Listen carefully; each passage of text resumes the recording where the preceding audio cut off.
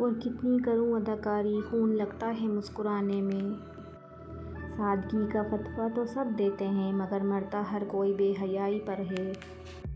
बनावटी लोगों से संभल कर रहें, पहले रो रो कर आपके दुख दर्द पूछेंगे, फिर हंस हंस कर ज़माने वालों को बताएंगे। दिल ना उम्मीद तो नहीं, नाकाम ही तो है, लंबी है गम की शाम मगर शाम ही तो है। कुछ बातें समझाने से नहीं, खुद पर बीत जाने पर समझ आती हैं।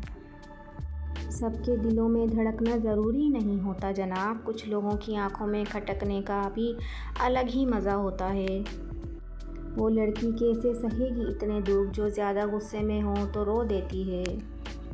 मुझको मालूम नहीं इंसान की तारीफ, मगर मेरी नज़र में वो अच्छा है जो किसी को दुख नहीं देता। इंसान को दुख बांट लेना चाहिए, उससे दुख कम होता है, लेकिन इतना भी नहीं कि अपने दुख के इश्तिहार लगा दें। सिर्फ सही बंदे से ही दुख बांटना चाहिए। मरने से कौन सा दुख ख़त्म हो जाएंगे, वहाँ भी पूछी जाएगी वजह ज़िंदगी बर्बाद करने की। एक धचका बहुत ज़रूरी था, मैं अपनी हद से निकल गई थी।